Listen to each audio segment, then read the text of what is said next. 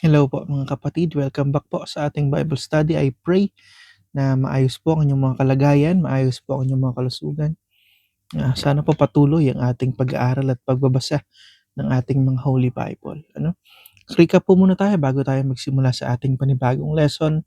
Last week po, tinalakay po natin ay yung but grow in grace. Ito po ay nakuha natin sa 2 Peter chapter 3 verse 18. Ang nakalagay po doon, but grow in grace and in the knowledge of our Lord and Savior Jesus Christ. To Him be glory both now and forever. Amen. So yun po yung nakalagay doon. Pag-aralan po natin na we have to grow, hindi lang sa grace ng ating Panginoon, hindi lang yung appreciation natin doon sa grace. Kailangan din natin mag-grow in the knowledge of our Lord and Savior Jesus Christ. So sa madaling salita, kailangan natin mag-grow ng knowledge about sa buong Bible, sa Holy Bible. Kailangan po talaga natin mag-aral. Marami pong reminders sa ating Biblia na kailangan talaga nating pagtuunan ng pansin, paglaanan ng oras. Nakalagay po 2 Timothy chapter 2 verse 15, study to show thyself approved unto God, a workman needeth not to be ashamed, rightly dividing the word of truth. So yun po yung ating gagawin ngayon. Ang atin pong message ay the gospel message. Out of all the Bible studies that we've done, mga kapatid, this is the most important one. Out of all na Bible study na gagawin din natin sa future, ito po yung pinaka-importante, the gospel message. Bakit? Ito po ang foundation natin as a Christian, as a believer. Dito po tayo nakaangkla. This is where we stand. So kung may notes po kayo, maganda. And kung meron po kayong Bible, mas maganda po. Paki-hold po or paki-bookmark itong 1 Corinthians chapter 15 verse 1 to 4. Ito po yung ating babalik-balikan. Marami po tayong mga cross-reference na gagawin. So titingnan po natin kung saan tayo dadalhin. Simulan po natin sa pinaka-umpisa. Now, sa Romans chapter 2 verse 16 po mga kapatid, sinabi po dito ni Apostle Paul. Again, Apostle Paul, Apostle to the Gentiles. Nalagay ko po yung mga verses, ilan-ilan, na nagpapakita na siya po, yung naatasan ng ating Panginoong Hesus na magpakalat ng gospel of Jesus Christ, ng gospel of grace, gospel of salvation sa atin lahat, sa mundo, lalong-lalo na po sa mga Gentiles. Romans chapter 11 verse 13, Acts chapter 9 verse 15, Romans chapter 1 verse 1. So makikita nyo po diyan yung pag-appoint, or yung pagsasabi din po ni Apostle Paul na siya po ay naatasan para i-spread ang gospel. Sinabi niya po sa Romans chapter 2 verse 16, in the day when God shall judge the secrets of men by Jesus Christ according to my gospel. Bakit po sinabi ni Apostle Paul na my gospel? Sinabi niya po na lahat po ng tao ay judge ng ating Panginoon according to His gospel. Lalong ito po ay titignan natin, rightly dividing the word of truth. Ito po yung mga nasa church age, or tayo po ito, tayo mga nasa age of grace. So bakit po nasabi niya na sa kanyang gospel? Dahil po maraming mga gospel ang nagpapakalat ng mga maling gospel. Kung naalala nyo yung napag-aralan natin sa Galatians chapter 1. Di po, may iba't ibang gospel na kumakalat, may mga perversions ng gospel na kumakalat. Kaya niya sinabing sa gospel niya lang, doon i-judge ang tao, ang mankind. So sinabi niya po, Paul declares that any other gospel that teaches differently other than the gospel that was revealed to him by the Lord Jesus Christ is a perverted gospel. Basahin ko po sa inyo, Galatians chapter 1 verse 8 to 9. Sinabi po, but though we or an angel from heaven preach any other gospel unto you than that which we have preached unto you, let him be accursed. Ano po yung sinabi sa verse 8? Kahit kami o kahit ang anghel mismo ang mag-preach sa inyo ng gospel, kung iba yon sa i-preach na namin sa inyo, yung gospel of Jesus Christ. Kung iba yon sa gospel of Jesus Christ, let him be accursed. Kahit angel daw po, let him be accursed. Ano ibig sabihin ng accursed? To put under a curse or to curse, isumpa, i-condemn. Yun po. Verse 9, as we said before, so I say now again, if any man preach any other gospel unto you than that ye have received, yun po yung natanggap nila dahil napag-preach na po sila ni Apostle Paul before, um, na bahagi na po sa kanila yung gospel of salvation. Kung meron pa pong iba na magsasabi sa kanila ng ibang gospel, or ng different doctrine bukod po doon sa sinabi nila before, let him be accursed. Yun po ang sinabi sa verse 9. Condemn, to curse, isumpa. Bakit? Mali po kasi, perverted po kasi yung gospel na iyon. Kung mababasa po natin sa 1 Corinthians chapter 1, First Corinthians, sa Galatians chapter 1, I think chapter 2, and sa Acts din, So, next time, yun po yung mag-aaralan natin yung gospel na iyon, which is they put yung works kasama, hindi lang siya by faith, nakukuha ang salvation, So, next time po, pag-aaralan po natin iyan. So, ano ba yung sinasabi ni Apostle Paul na my gospel? Bakit niya sinasabing my gospel? Sa kanya po ni-reveal yung mystery, itong current dispensation po natin. Sa kanya po na-reveal yung mystery ng gospel of Jesus Christ. Na-receive po niya ito through the revelation by the Lord Jesus Christ. Galatians chapter 1 verse 11 to 12. Basahin ko po sa inyo. But I certify you, brethren, that the gospel which was preached of me is not after man. So hindi daw po galing sa tao yung kanyang na-receive na gospel.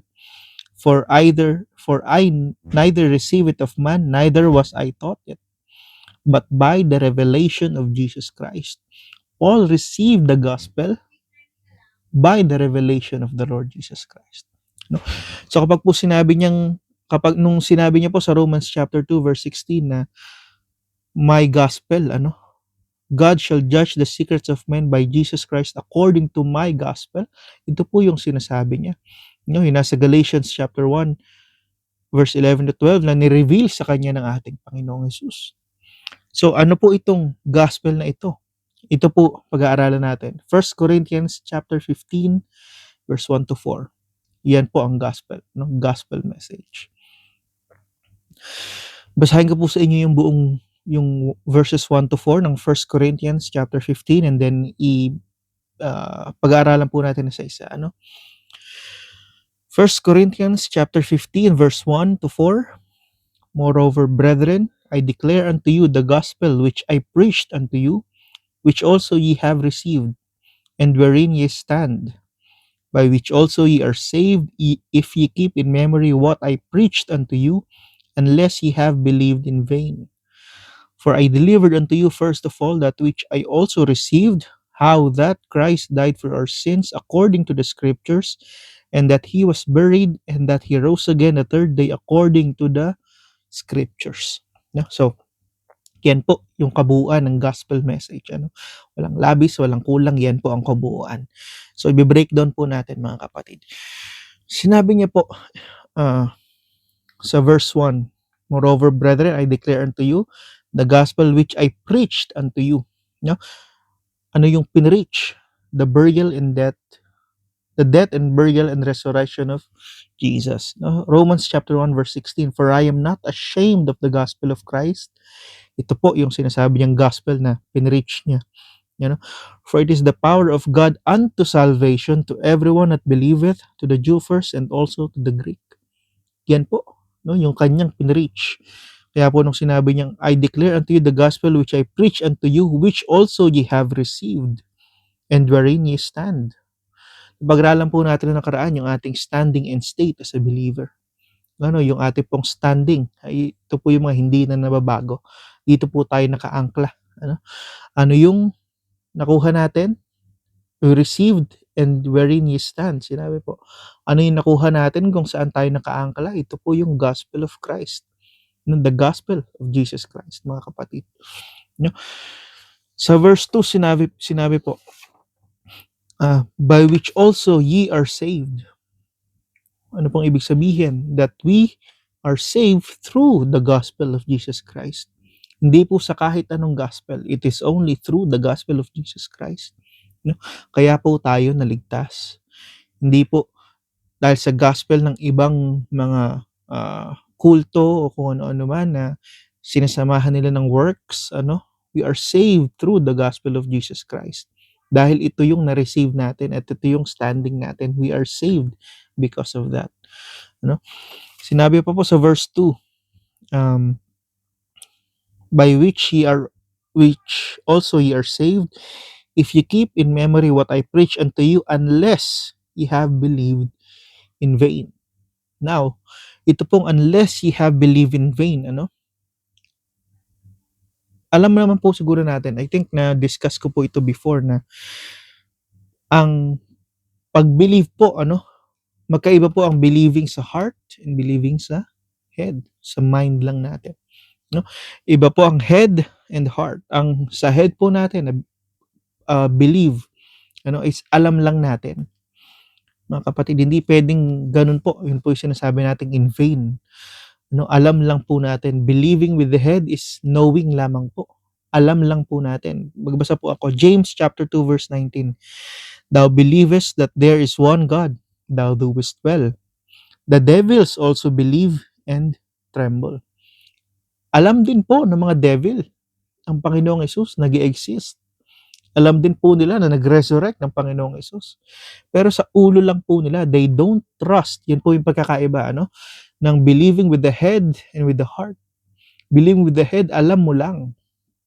Pero if you believe, with your heart, ibig sabihin po, you trust. You have faith. Trusting in Jesus. Trusting in that knowledge. Kapag po head lang, knowing lang po. Kapag po heart, trusting. Magkaiba po iyan. Ang vain po na word dito, or sa Greek ay eke. Eke. I don't know how to pronounce. Sa Latin, vanus or invanum. Ano pong ibig sabihin? Pag po search natin, marami pong ibig sabihin, empty, fruitless, unreal, false, without purpose. If you believed, if your belief is empty, if your belief is unreal, if your belief is without purpose, if you don't trust the Lord Jesus Christ, anong silbi ng belief na yon? Para kang yung devil, naniniwala lang sila but they tremble kasi they don't trust the Lord Jesus Christ. Hindi sila nagtatrust doon sa ginawa ng Panginoong Hesus para sila ay maligtas, para yung sins nila ay mabayaran.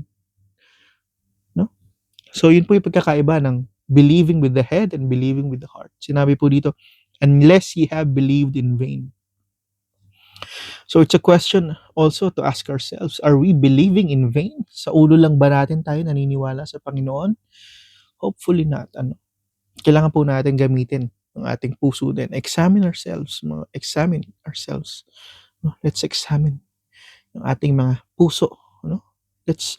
Let's take time, mag-pray tayo 10 minutes, 15 minutes. Alamin natin yung estado ng puso natin. Are we really believing in the Lord Jesus Christ and what He did on the cross? That He died, He was buried and He was resurrected. So, yun po. Very important note, na kailangan nating intindihin. Kaya po itong 1 Corinthians chapter 15 verse 1 to 4, very, very important. Ito po yung kabuuan ng gospel message. Sa verse 3, sinabi po, for I delivered unto you first of all that which I also received, how that Christ died for our sins according to the scriptures. Now, when we ask people, mga kapatid, what is the gospel of salvation? Ano yung gospel of Jesus Christ? They will say that Christ died for our sins. They will say that He took the punishment for our sins. Which is, totoo po. Totoo naman po talaga. Pero, they forget one word, mga kapatid, one word na malaki yung impact sa ating faith. Malaki yung impact sa ating understanding nitong verse na ito, nitong gospel message. Ano yung salitang yun? Yung how. Nakalagay po dito sa verse 3. How that Christ died for our sins according to the scriptures. Paano? How? It's by the blood, by the shedding of His blood that we are saved. no? Yan po yung nakakalimutan ng iba na hindi nila makuha yung how, ano? Diretso sila dun sa Christ died for our sins. Totoo naman po kasi talaga. Pero yung how is importante din po. Yung one word na yun, importante din po sa ating understanding ng scriptures. How? Through the blood of Jesus Christ. Colossians chapter 1 verse 14, basahin ko po. In whom we have redemption through His blood, even the forgiveness of sins. Now, kapag po may even kayong nabasa, no, kadalasan po ang ibig sabihin ay lalo na. Ano? In whom we have redemption through His blood, we are redeemed by the blood of the Lord Jesus Christ. Lalo na, and also the forgiveness of sins. No? So, yung even po na ito, madalas po, yun po yung ibig sabihin. Ano? Now, Ephesians chapter 1 verse 7. In whom we have redemption through His blood, the forgiveness of sins according to the riches of His grace. No, it is by the blood that we are redeemed. No? Yun yung how, mga kapatid. Kaya po napaka-importante ng isang salita na yan. How? Ano? Sinabi po that He died according to the scriptures.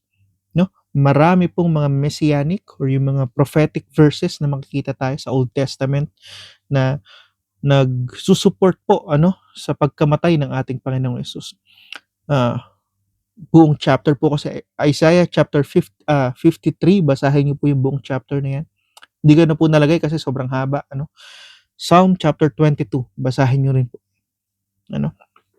And that, ayun po, so according to the scriptures, that He died for our sins according to the scriptures. Verse 4, meron pa pala yung Christ died for our sins. Romans chapter 5 verse 8. Yung pangalan po ng ating group dito sa Facebook. God commended His love toward us that while we were yet sinners, Christ died for our sins. So, how? It is by the blood. Christ died for our sins according to the scriptures, which is yung nasa Isaiah chapter 53, Psalm chapter 22, and kung magbabasa pa kayo, meron pang baka meron pa kayo makita. Pero ang verse 4 po, ito po yung isa sa mga yung closing nitong gospel. Ito po yung maganda. Verse 4, and that He was buried and that He rose again the third day according to the scriptures. Kung nakita nyo po, Christ died for our sins according to the scriptures and rose again the third day according to the scriptures din. Binaback up po ng Old Testament, yung pinagdaanan po ng ating Panginoong Hesus, yung kanya pong ginawa. So verse 4, and that He was buried. Romans chapter 6 verse 4, punta po tayo. Therefore we are buried with Him by baptism into death, that like as Christ was raised up from the dead. Raised up from the dead, resurrection, ibig sabihin, patay na po talaga. Kaya nga po buried, nilibing po talaga. By the glory of the Father, even so we also should walk in newness of life. And then sa verse 4 po sinabi, and that He rose again the third day.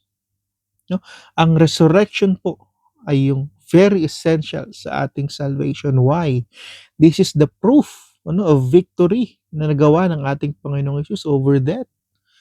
That our sins was paid. Yung resurrection po yung patunay noon. 1 Corinthians chapter 15 verse 17, and if Christ be not raised, your faith is in vain, ye are yet in your sins. Kung hindi po nabuhay muli ang ating Panginoong Hesus, yung faith po natin ay vain. Tandaan niyo po, without purpose, false. And we will still be in our sins kung hindi po nabuhay muli ang ating Panginoong Hesus. And because of that resurrection, lahat po ng ginawa, lahat po ng sinabi ng ating Panginoon, lahat po ng nireveal ng ating Panginoon is true.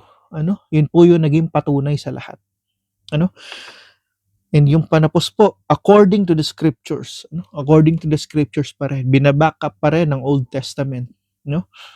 Sa Isaiah chapter 53 verse 10 to 11, yet it pleased the Lord to bruise Him, He hath put Him to grief when thou shalt make his soul an offering for sin.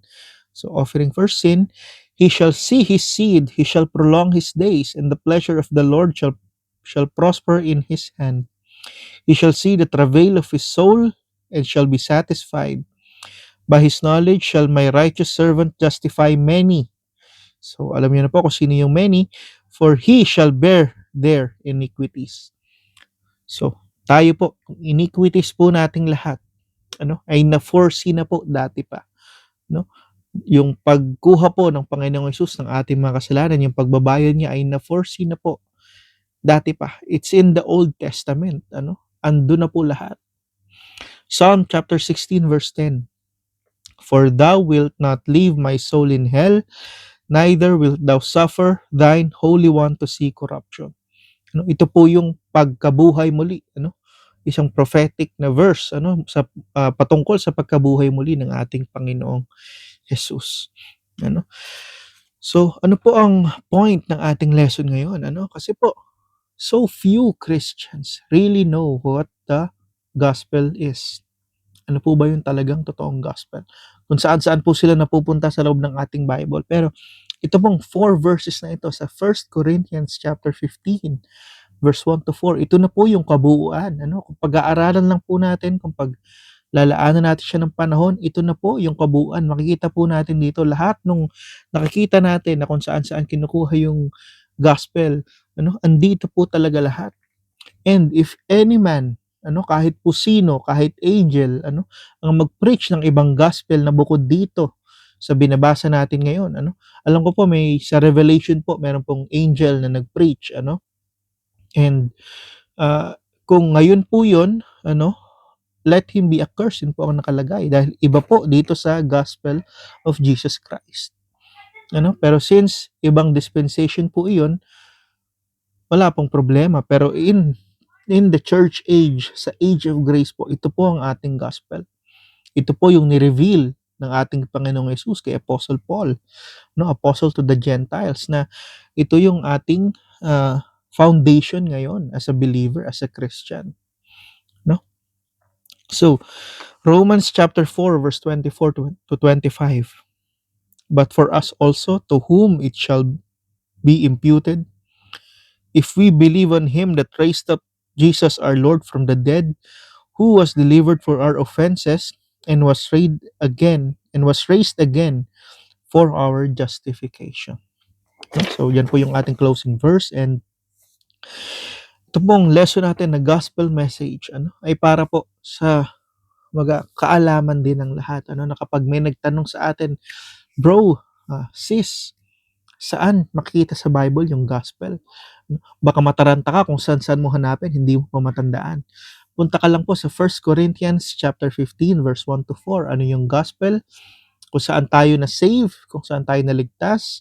Unless we believe in vain, ito yung death, burial, and resurrection of the Lord Jesus Christ.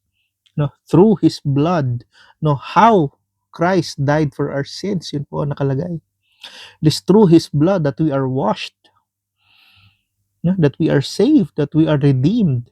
Yung how, kasama po iyan doon. So basahin lang po iyan, yung 1 Corinthians chapter 15 verse 1 to 4. And sana po mapagnilay-nilayan po natin. Very important po na lahat tayo as a believer, as a body of Christ, ay alam po itong verses na ito. 1 Corinthians chapter 15 verse 1 to 4. Napakadali pong tandaan if ever po may magtanong sa inyo, lumapit sa inyo, ano yung gospel, ngayon, ito po yung ating sasabihin. Death, burial, and the resurrection of the Lord Jesus Christ. How He died for our sins. So yun po yung ating sagot. And sana po may natutunan kayo sa ating Bible study ngayon. I pray na maayos po ang inyong kalagayan, maayos po ang inyong kalusugan. Makita-kita po tayo ulit next week. Siguro po, hindi ko alam kung mapagpapatuloy ko itong message na ito kasi may ginagawa akong message na halos same dito naman. Pero we'll see kung saan po tayo dadalhin next week. If ever po may suggestions kayo, huwag po kayo mahiya na magtanong, lumapit, mag-message po sa akin. So, yan po muna siguro sa ngayon, and let's pray mga kapatid bago tayo matapos. Heavenly Father, Lord, we praise you, we thank you sa inyo pong anak, ang Panginoong Hesus, sa kanya pong dugo na naging foundation po namin, Panginoon. We are washed white as snow, Panginoon. Salamat po sa blessings na binibigay niyo araw-araw sa mga trabaho na way po para kami ay makapag-provide sa aming family. Lord, we give thanks sa mga pagkain, sa mga health, no, sa health ng aming mga family members. Sana po patuloy niyo po kaming gabayan sa aming pag-aaral ng inyong salita. Nawa yung mga natututunan po namin at napag-aaralan po namin ay manahan po sa aming mga puso at isipan. It's in Jesus' name that we pray. Amen. So, ayan po yung ating lesson for today. Sana po may natutunan kayo. And I'll see you next week.